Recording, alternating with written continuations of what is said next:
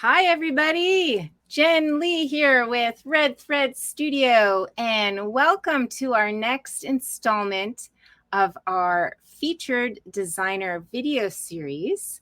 I'm so excited to bring today's guest on here to share her with you. And today we will be talking with Veronique Diligent of Veronique's Quilt Designs, formerly Wattle Bird Designs. And ever since I found Veronique on Instagram, when you follow somebody, you're looking at posts and you start to pull the little threads because something sounds interesting. And I came upon her Instagram page, her feed, and I've been so intrigued by her style. I love the way that she takes traditional designs and then incorporates various techniques such as embroidery, which I love, English paper piecing, which I love, applique, also what I love, embroidery purse and all of the above. So just a really versatile designer. And I'm just very attracted by her aesthetic, kind of old world style meets the modern aesthetic. And also Veronique has had several of her patterns published by Quilt Mania, and she was teaching regularly at her local quilt shops near Melbourne, Australia. Of course, with the pandemic, she's pivoted somewhat, and we'll learn more about that in a moment. So I'm going to go ahead in just a second and bring her on. But if you all would be so kind is to let me know that you can see me, and let me know where you're watching from. If you're watching this on replay, go ahead and let me know in the comments as well. #replay. It's always fun to see where people are dialing in from all over the world, really. That's one of these great things about these virtual events is we can all gather here in cyberspace, so to speak. So I see Kitty Ann joined and Suzanne. Welcome, ladies. And let's go ahead and I'm going to bring in Veronique. And voila. Hello. Hello. Hi. Nice to see you. Yes. Oh, we were before going live today with all of you folks. We popped on a few minutes early to the broadcast and caught up. And it was just, as I was telling Veronique, so wonderful to see her smiling face again. Lots of good memories. She was able to join us October 2019, I believe it was, right before the pandemic. Yeah. My very, very first Halloween time, in the right spot.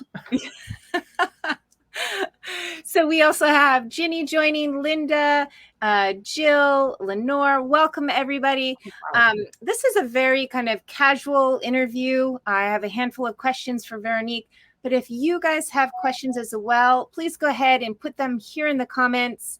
And we'll make sure that we ask her those questions as well. And so, Veronique, why don't we, because some folks may not be familiar with you, they weren't fortunate to have taken your Pele class in October of 2019. Why don't you tell us a little bit about yourself and specifically, where you were born and raised, because you have an accent that's not Australian. I do. I'm trying to. I was born and bred in Switzerland, in Geneva, which is a French part of Switzerland. And I moved to Australia definitely in 1998. And I fell into patchwork in 1997 when my daughter was born. And I've been playing with bits of fabrics ever since. But I would say that I always loved embroidery. It's always been, those two. And to be able to combine those two passions into one quilt is just heaven on a stick. Let's face it. I can't stop doing it. So yeah, that's it. That's why the French accent. Yes. And I might actually add the change of name came because when I first started designing patterns, nobody could remember my name or even pronounce it. So I thought I better take the name of a bird, which is wattlebirds. Everybody's got one in the garden here in Australia.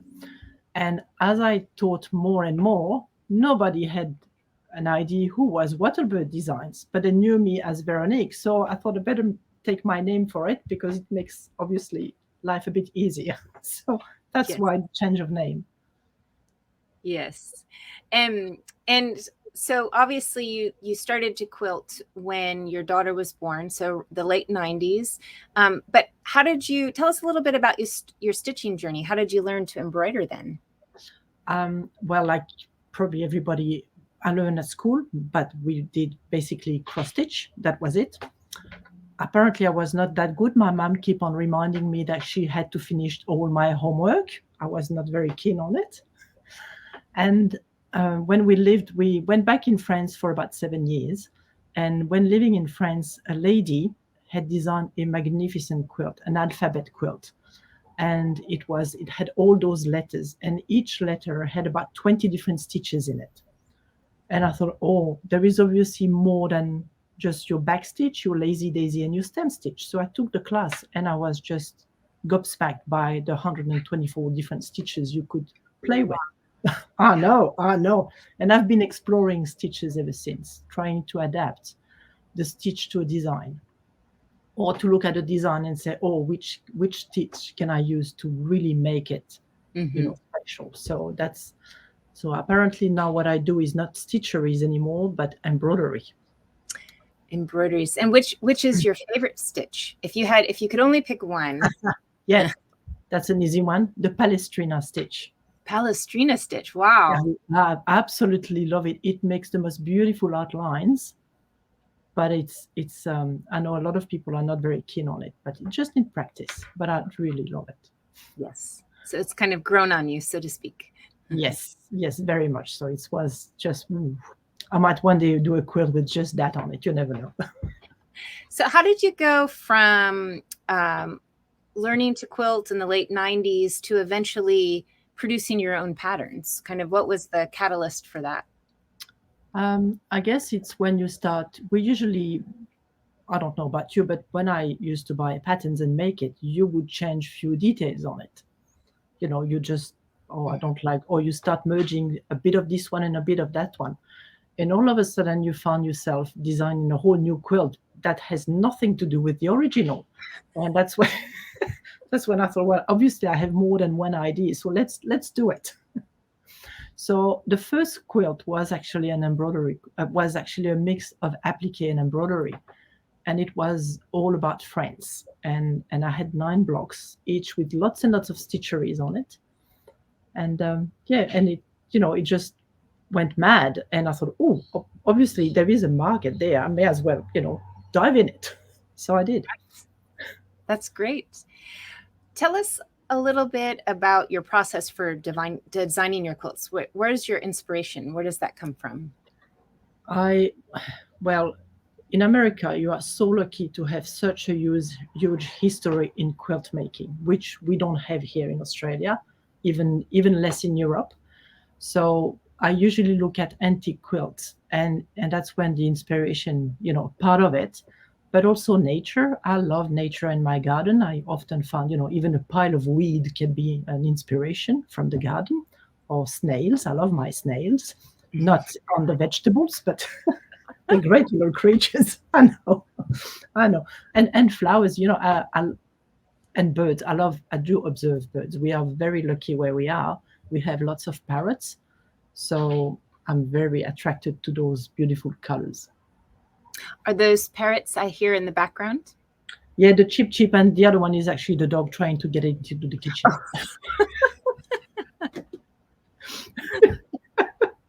She's decided it's a bit too cool for her outside, so she'd like to come in, but that's fine. She can wait. Yes, because now you're moving into your fall, correct? If we're Yes, we had a very, part of Australia has been having a flooded. bit of trouble. Yes, and we have cracked so hard that actually we could put our foot through it. So, Wow. oh no, we have at last now we're having a bit of rain, but it's been very, very dry. Mm-hmm. And I have bees, so my reason for watering the garden is I have to look after the girls. So I've been watering. So, in addition to obviously quilting and embroidery, I know you also love gardening. Yeah, that's my actually. It's good for the mental to be able to pull out weeds, or to Yeah. stick your fingers in a bit of dirt and repotting and replanting. So I do a lot of, love a bit of gardener. And how did you find yourself tending bees? When a few years ago, we all were saying, save the bees, save the bees. I thought, well, why not? And an Australian company came with a brilliant idea called a floor hive, which is literally honey on tap. So it's a way, it's a brilliant designs. I would say we haven't been very successful with it because um, the bees have a mind of their own. But anyway, we actually we we got one hive, and we had beautiful honey. Honey from the garden it's not something you will find in supermarket. And then from one hive, of course, we end up with two hives, and I've, and then my husband developed an allergy to bee sting, really a bad one. So we're talking the EpiPen and the emergency to hospitals. So I end up tending for two beehives, which in a way doesn't ask much of your time, but spring is very hectic because those girls are very, very busy. So, but now he's been treated and he can look after the bees all by himself, and I can, give more time to making little embroideries and quilts. And I would assume there's a little busy bee girl in one of your designs. Oh yes, I've been told I have to put a bee everywhere, so I've been trying to put a bee. My quilter said to me the last quilt that she did, she said, "Oh, but you haven't put a bee in it." I said, "All right, I put a bee in it." Yeah, I'm thinking maybe that might be your signature. At one stage, it used to be the flip flop. I love. I don't know why I love flip flops. Flip flops, like the shoe flip flop. Yeah, the flip flops, and I love them. And they used to say, "Oh, you need to put a flip flop." So this, all my quilts at the beginning all have like a little flip flop somewhere in the quilt. Oh, that's wonderful. Um, so, as I had mentioned earlier, to everyone listening, Veronique graced us with her presence in October 2019 to teach the class Pele, and that was before COVID. And then everyone sort of went off and hunkered down in quarantine. And clearly in Australia, it was much more dramatic and extended than we had here in the US, right? So you were nearly 2 years or more. Especially Victoria. Yes. And so, how did you find yourself during that period of time? And would you say there was any silver lining for you? Or I even would go for the golden lining now. We actually actually found myself with so much time and so much fabric that I had to do something. And thanks to your UFO program that you did at the start, that was brilliant because it's still not finished, but I managed to finish the center of one of my personal project, which was, well, it's still, it's still teasing me there saying finish me, but still wait. But when you teach a lot, you find yourself having to design a lot of samples for the classes and teaching, which doesn't give you much time for bigger project, especially if you have a family and a garden to look after. You have to really cut yourself in so many bits and pieces.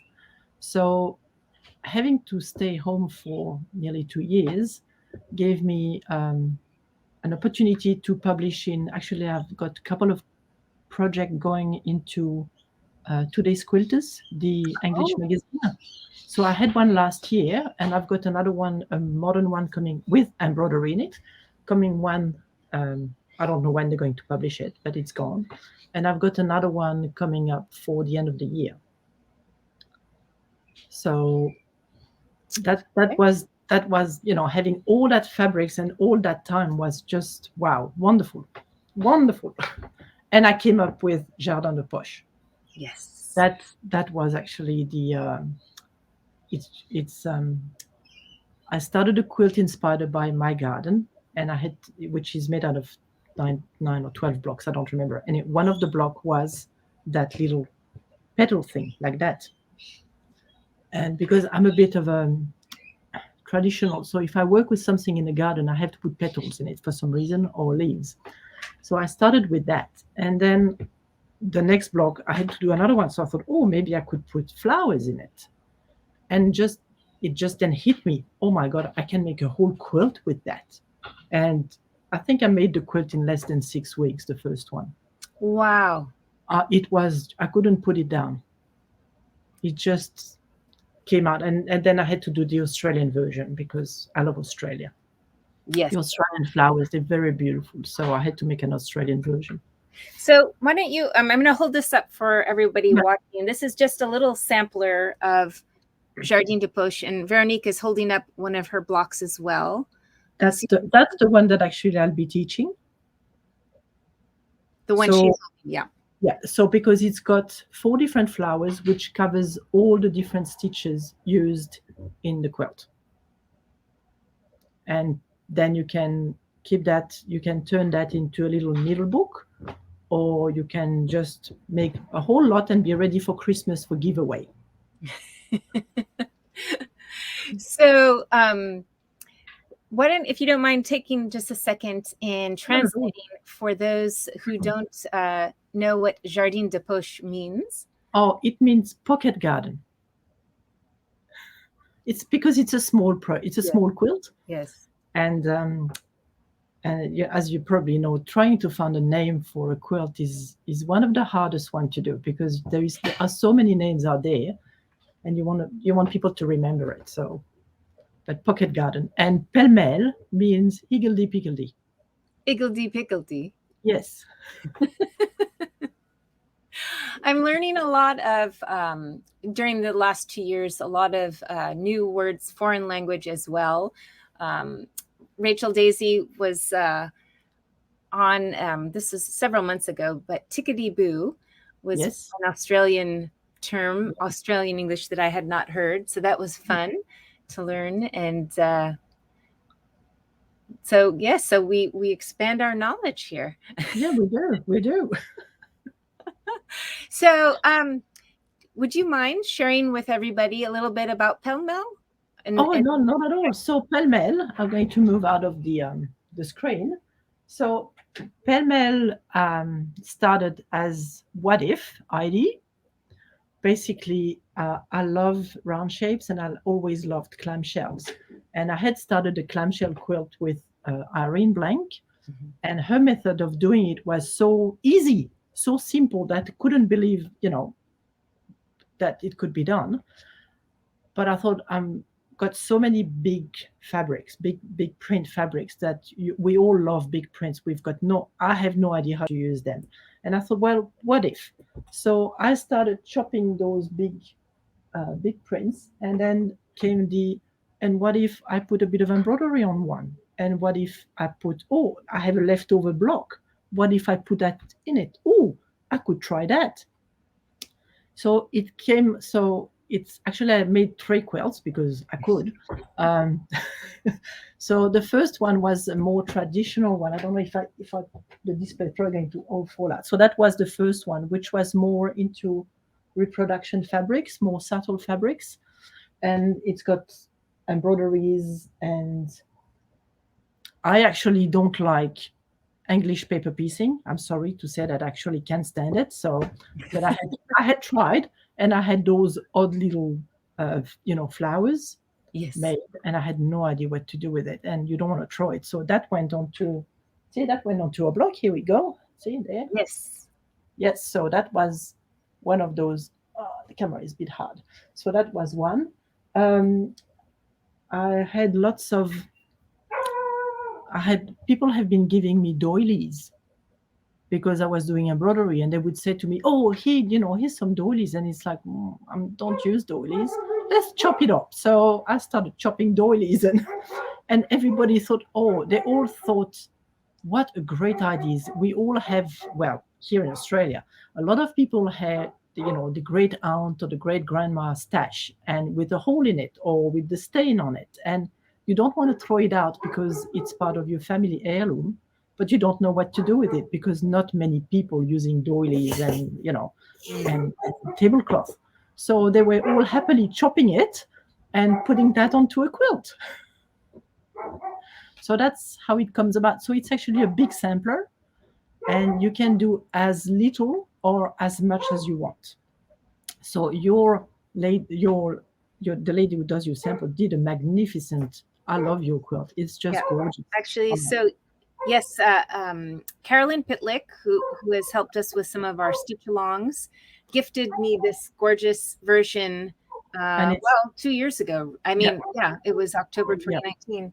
But yeah, she has the embroidery, English paper piecing, yeah, um, and a bit of applique, and it's just wool stunning. And also. wool, yep, yep, Yes, wool. yes. I did actually on this one. If I can, that was the last one that I did.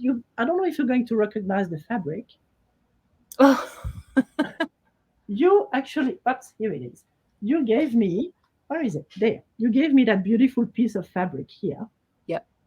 there, and I didn't know what to do with it. So, and I had that beautiful handkerchief with this done with petit point, which is the tiniest of little half a cross stitch that you can think of. And that was a beautiful handkerchief. But Wow. who's going to use a lacy handkerchief unless you're going to see the queen? But um, so I made another one, and this one has wool as well. See, Yes. Oh, look so at your parakeets. Is that what is the pink on top it's of? just it's a pink galah. So that's see, that's the broderie purse, and again that's a handkerchief. So it's a great way of some distache. Oh, and look, this is from the lady who was doing all the tatting. You gave Oh, me all that yes. tatting. So that's a calf facette, the French cancan, and she's got a little lacy underpaints.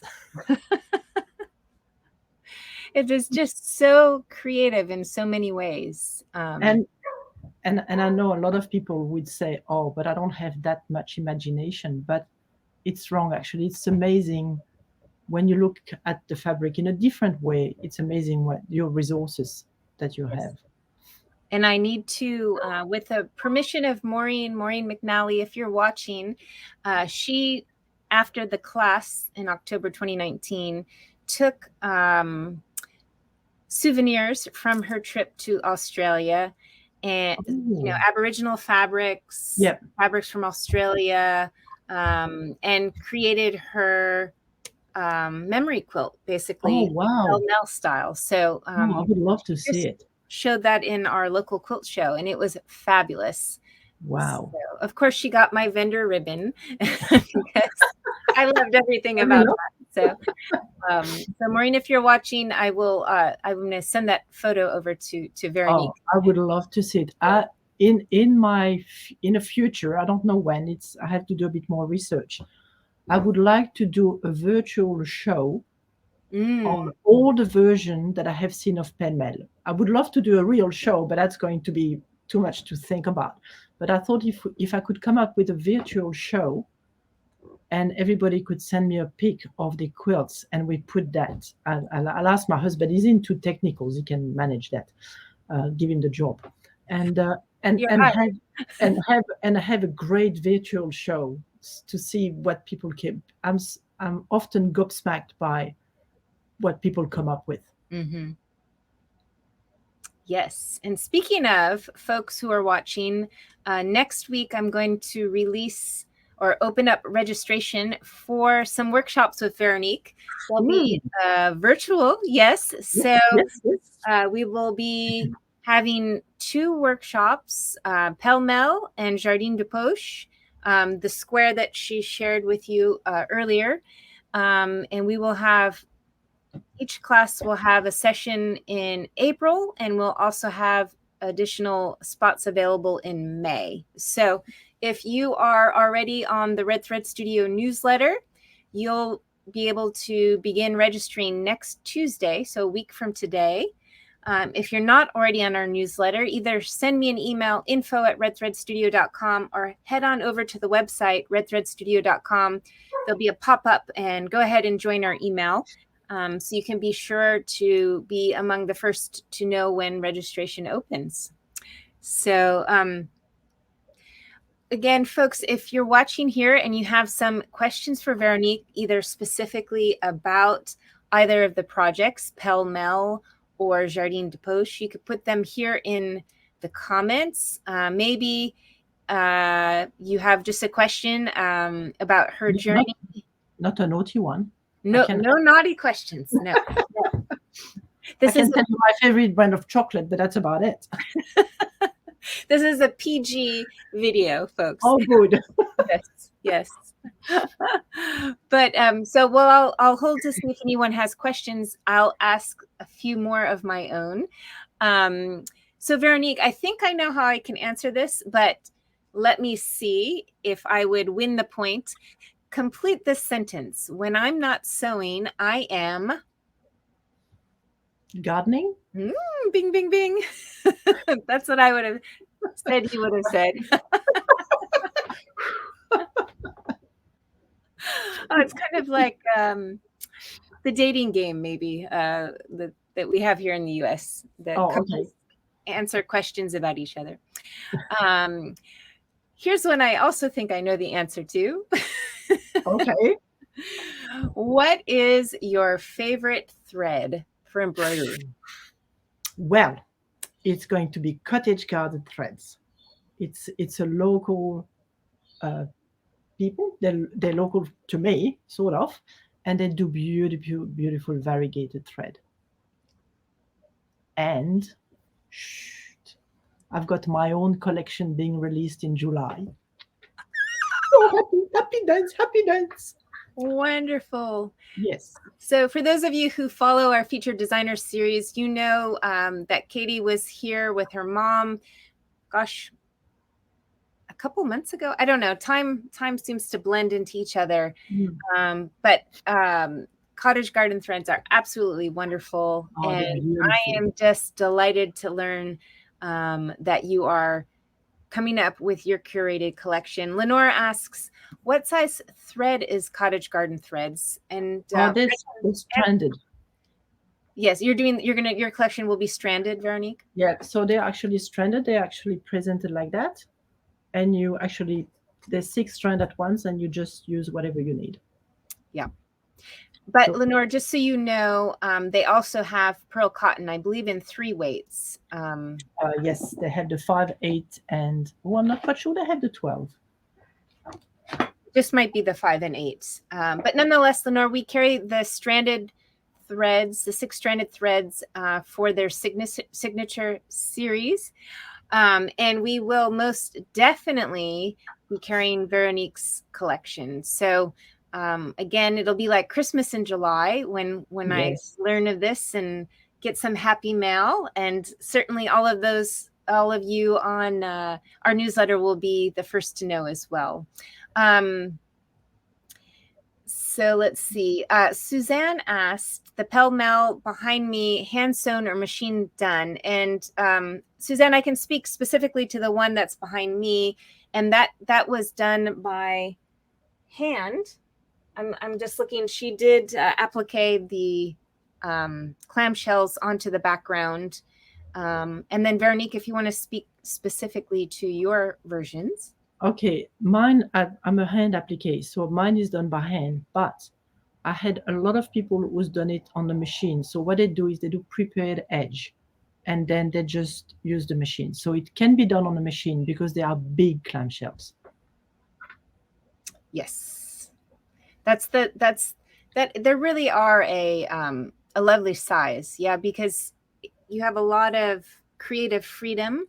Yes. To whether you're fussy cutting or you're adding other elements like the embroidery or English paper piecing to develop that in that space. And also I think it lends itself to actually putting it together. It's not so fussy when you're no, it's actually, that's why it's called higgledy-piggledy, because we're always trying to control the way things are planned, and actually this one, whatever way you want to put it, it works. Mm-hmm. Which is quite good. Yes. Fran asked what day and time and how many days are involved in each class. So Fran, there was an email sent to Red Thread Connect members for pre-registration.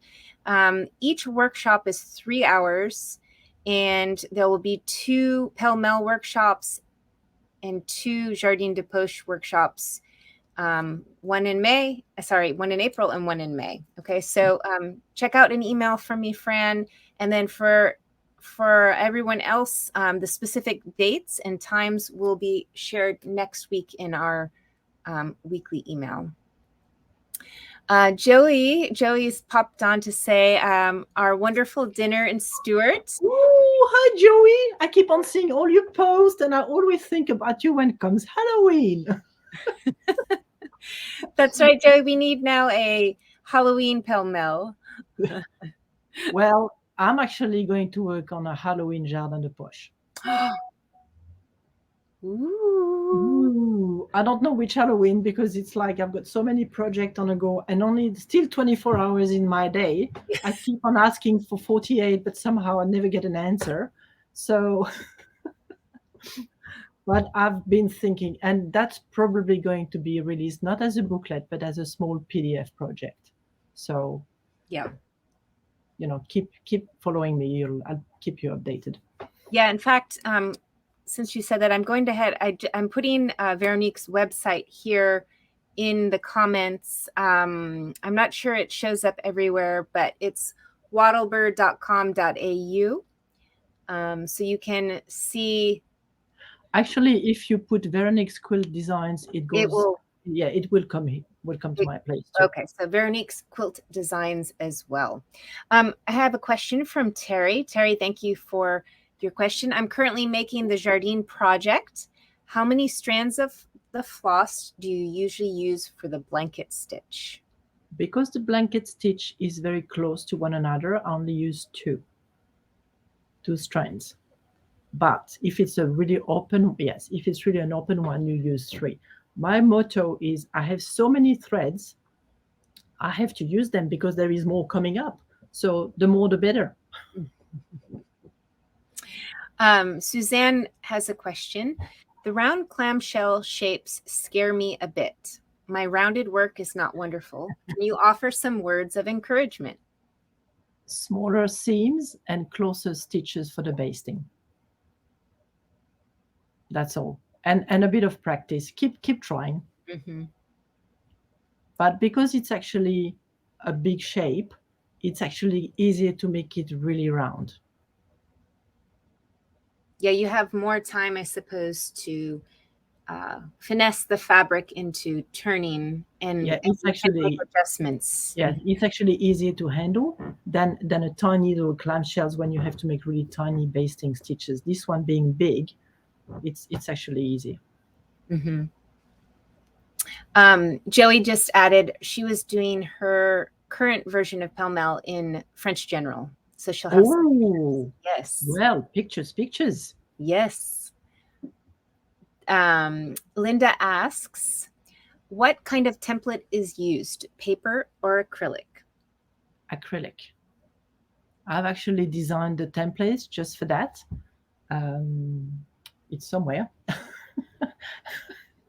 I've got a very tiny sewing room, so it's. But I have designed a template especially for that design. Yes. We actually, that method doesn't use paper. It will be way too awkward because of the size of the clamshells. Yep. Now, we do stock her pattern, Pele Mele and Jardin, in our online store, redthreadstudio.com. Pele Mele, Veronique is working on our order now to yes, bring more in. As soon as we yes, I will. Working hard. Yes.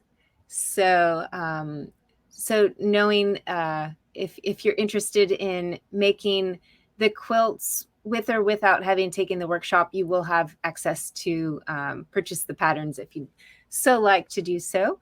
But again, on her website you'll see some more inspiration. I believe you have close-up shots of the various clams in your. Yes, and I'm pretty sure also I've started an inspirational gallery. So I ask students, people who actually have finished their work. I'm always very happy to put that. If they are happy, I'm quite happy to put it online. So it gives people some more ideas of what to do. Mm-hmm. And if they follow you on Instagram, Yes. Yes, they will get little teasers as Oh, well. yes. Oh, yes. About few little things coming up, very big things coming up. Super exciting. Oh, no. Tell me We about it. I couldn't sleep. Came home last night and I couldn't sleep a wink. I'm going to have a nana nap this afternoon.